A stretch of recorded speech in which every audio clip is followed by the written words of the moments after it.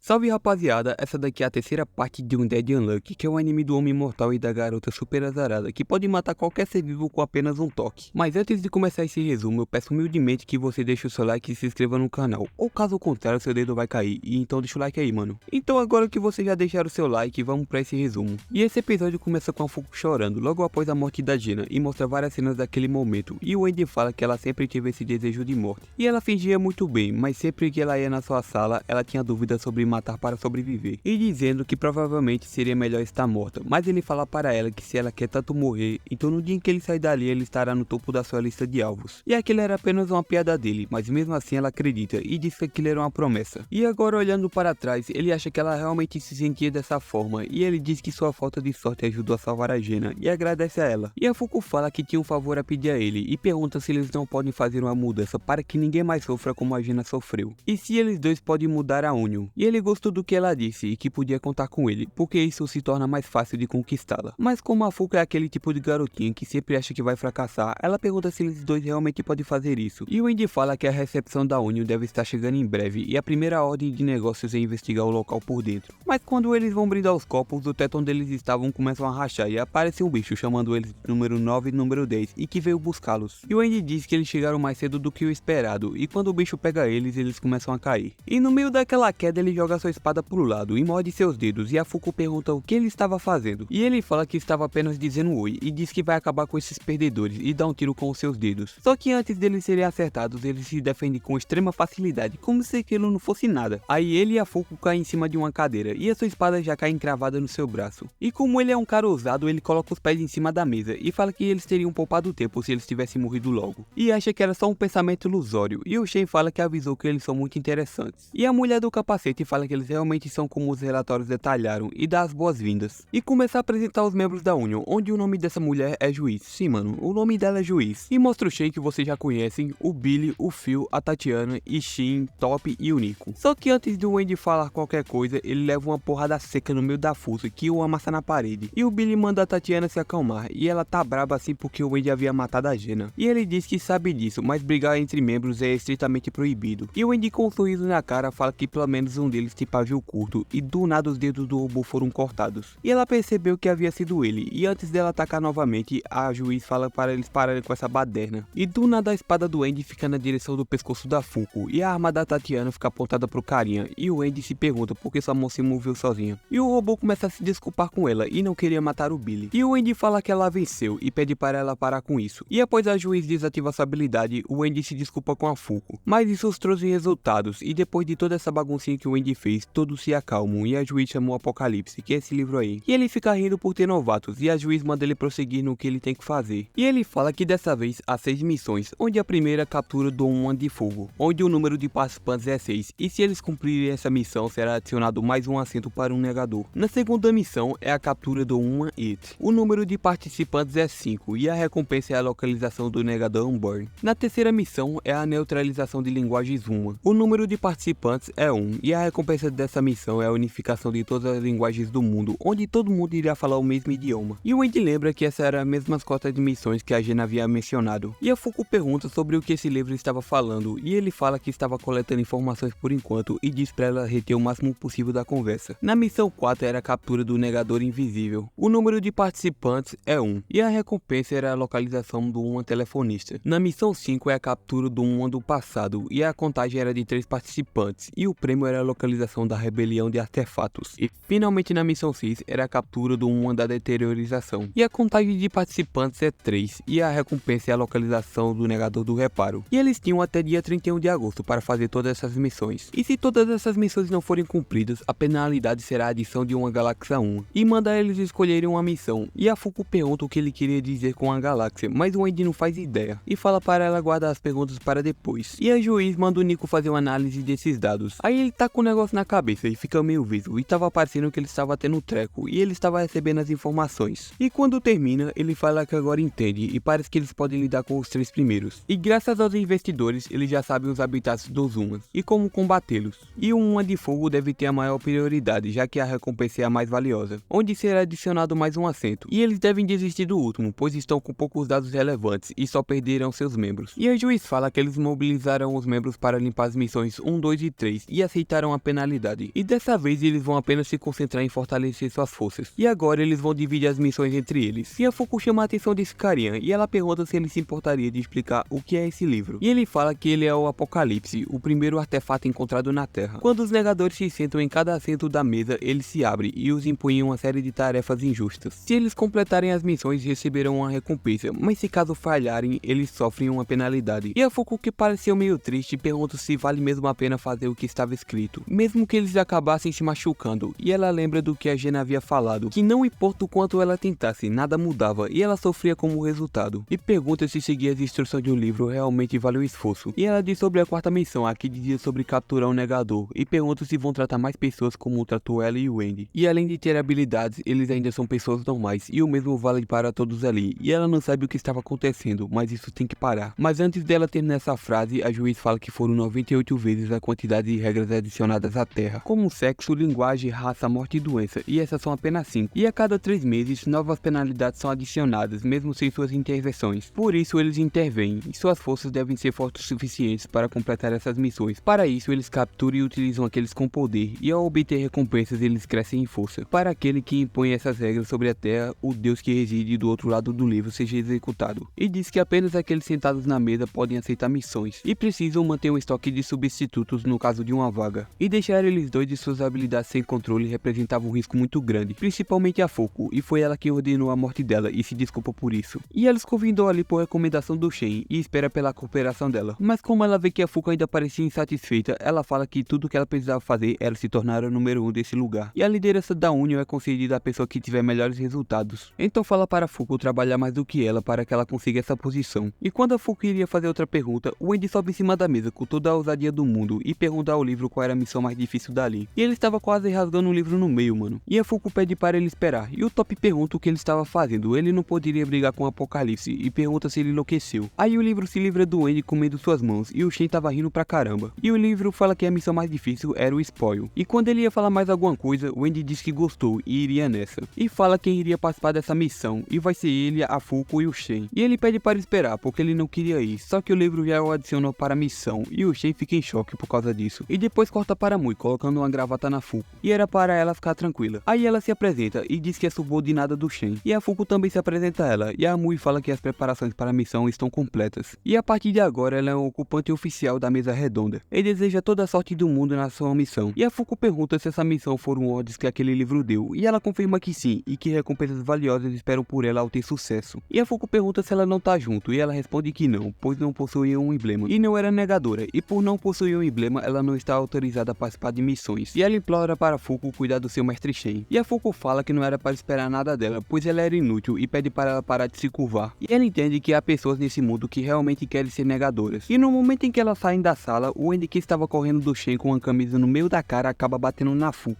e traz uma onda de azar. E quando o Shen o alcança, ele pergunta sobre o que aconteceu com o terno que ele acabou de dar a ele. E ele fala que queimou até virar cinzas por conta do magma que saiu das paredes. E ele fala que quem se importa com roupas era para eles irem logo para a missão. Só que o Shen diz que ele precisa de um terno, gravata e um emblema. E ele pergunta por que ele precisa disso. E o Shen diz que pode até parecer um cosplay, mas o traje de um membro é impressionante, onde ele é à prova de balas, facas e é muito resistente no geral. A gravata dá o acesso a qualquer número de serviços públicos e também tem a capacidade de traduzir qualquer idioma. E o emblema é necessário para participar das missões, e eles vão viajar para investigar o spoil. E essa engrenagem tornará a operação mais suave. E o Andy diz que não precisava disso, porque eles vão usar o seu helicóptero. E agora que eles finalmente se livraram dos caçadores, ele e a Fuku vão em um encontro nas nuvens, e ele diz que o Shen estava por conta própria. E o Shen pede para ele esperar, porque ele não pode deixá-lo sozinho, e devem agir como uma equipe. E o Andy diz que ele vai atrapalhar o seu estilo, e manda ele dar o fora. E a Mui diz para a Fuku que o Andy era um cavalheiro divertido. E nesse momento o alarme toca, e diz que uma número 1129 assumiu o controle de um membro da segurança e escapou, e era para o capturar imediatamente. E o Andy pergunta onde que ele estaria, e ele está no mesmo local que eles. E a Mui diz que ele era um do vestuário, onde ele se agarra ao corpo de uma pessoa e se transforma nas roupas que a pessoa mais deseja. Mas no entanto, uma vez que ele tinha enfeitiça com essas roupas, ele assume o controle total do seu corpo. E nesse momento o cara aparece e mete um socão no Andy que quebra o seu pescoço, mas o Andy o segura e o apaga com uma cabeçada. E a Mui diz que isso não é bom, porque quando o corpo que ele se apossou não conseguir mais se mover, morrer, ele irá se transferir para a pessoa mais próxima. E ele vai pra cima dela e se aposta do seu corpo. E o Andy pergunta se ele não deveria se transformar nas roupas que ela mais quer. E o Shen diz que mudou e agora ela estava com um emblema. E ela parte para cima deles. E o Andy começa a perguntar ao Shen por que ele não a restringe logo. E ele responde que seus poderes funcionam com ela, mas as roupas não atendem aos requisitos. E esses ataques são das roupas, então seria inútil usar sua habilidade nela. E o Andy disse que o seu poder era completamente inútil. E o Shen retruca dizendo que era o mesmo poder que o derrotou. E enquanto eles estavam lutando, a Fuko percebe que a Mu estava chorando e lembra sobre o que ela disse. Aí ela tira sua luva e vai pra cima e a toca e se desculpa porque ela precisava fazer isso. E diz que vai doer um pouco, e que seu azar estava vindo. E nesse momento cai uma pedra na sua cabeça e antes de desmaiar ela diz obrigado. E logo em seguida o carinha vai para cima da Fuko e ela já sabia que ele iria para cima dela, pois ela prefere alvos femininos. Só que antes da Fuko ser pega, o Andy entra na frente e a roupa acaba grudando nele. Depois mostra a mina lá que acorda e pede para o Shen a perdoar, pois ela acabou atacando a pessoa que salvou sua vida. Só que ele não se importa e diz que o Kung Fu dela foi incrível e todo aquele treinamento duro valeu a pena e ela fica feliz. E a Fuko se pergunta por que ele não estava se transformando em roupas e o cara ia ficar puto com o desejo de roupa do Andy, porque ele quer uma roupa resistente que se regenere quando rasgadas e corram até ele quando chamadas. Só que o Andy o provoca dizendo que ele não sabia fazer a única coisa que era para ser sua especialidade. Ele fica puto e diz que irá fazer a melhor roupa que ele já viu. Mas nesse momento o evento de azar começa, onde ele é atingido por um raio laser por conta de um erro do cientista. E o Andy diz que levou 15 segundos para se regenerar e estava lento demais, e que era para fazer isso mais rápido. E a Fuko se apresenta pro carinha da roupa e seria um prazer trabalhar com ele, e irá chamar ele de roupinha. E o Shen acha incrível deles terem pegado uma e ter feito o servo deles. Aí todo mundo recebe o alerta que o uma já foi capturado e foi adicionado pontos para o Andy e o promovendo para nono dos 10. E depois a mulher conta para o Nico que tem relatos de um novo uma e tem confirmações de um cadáver em decomposição vagando pelas ruas de Nova York e acredita que se está relacionado ao spoil. E o Andy já se anima e diz que estava cansado dos hambúrgueres pequenos do Japão. E a Fuko fica mais animada ainda e pergunta se os hambúrgueres do exterior são maiores e o episódio acaba. Bom rapaziada, o vídeo de hoje foi isso. Se caso você chegou no final desse vídeo, deixa o seu like e se inscreva no canal. Então valeu e fui!